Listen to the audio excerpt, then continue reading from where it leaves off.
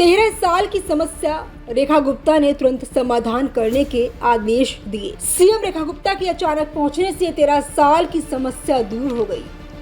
दिल्ली में इन दिनों रेखा गुप्ता नायक अवतार में उतर गई हैं। वे जहां जाती हैं न सिर्फ निरीक्षण करती हैं बल्कि उसी दिन वहां जो समस्या होती है उसका समाधान कर देती हैं।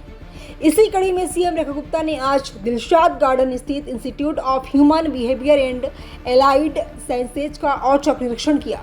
यह राजधानी का बड़ा न्यूरो और मानसिक स्वास्थ्य संस्थान है, लेकिन यहाँ की सुविधाओं की वास्तविकता देखकर मुख्यमंत्री ने गहरी चिंता जाहिर की है। निरीक्षण के दौरान पता चला कि साल 2012 से अब तक हॉस्पिटल में ना तो MRI मशीन है और ना ही CT स्कैन मशीन, एक्सरे और अल्ट्रासाउंड की सुविधाएं बेहद सीमित हैं। मुख्यमंत्री ने इस स्थिति को बेहद दुर्भाग्यपूर्ण बताते हुए कहा कि इतने बड़े संस्थान में बुनियादी चिकित्सा उपकरणों का ना होना गंभीर लापरवाही है। ईबास में रोजाना 2,500 से 3,000 मरीज OPD में इलाज के लिए आते हैं, लेकिन हॉस्पिटल में केवल 317 बेड ही उपलब्ध है। वेंटिलेटर बेड की संख्या महज 10 है, जबकि आवश्यकता कहीं अधिक है। मुख्यमंत्री ने कहा कि इन परिस्थितियों में भी डॉक्टर और स्टाफ पूरी निष्ठा से काम कर रहे हैं, लेकिन उन्हें आवश्यक साधन उपलब्ध नहीं है।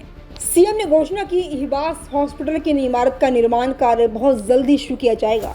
उन्होंने बताया कि हॉस्पिटल के पास 111 एकड़ भूमि है, जिसमें से केवल 20% का ही उपयोग हो रहा है। नई इमारत में विशाल OPD और आधुनिक चिकित्सा सुविधाएं स्थापित की जाएंगी। सीएम ने कहा कि वर्तमान वित्तीय वर्ष में ही हॉस्पिटल को सभी आवश्यक चिकित्सीय और प्रशासनिक सुविधाएं मुहैया कराई जाएंगी। इसमें MRI, CT scan, x ray, ultrasound मशीनों के साथ साथ स्टाफ की भी कमी को पूरा किया जाएगा। पिछली सरकारों पर निशाना साधते हुए मुख्यमंत्री ने कहा कि वे स्वास्थ्य मॉडल की बड़ी बड़ी बातें करती रहीं, लेकिन ईबास जैसे महत्वपूर्ण संस्थान को मूलभूत सुविधाएं तक नहीं दे पाई।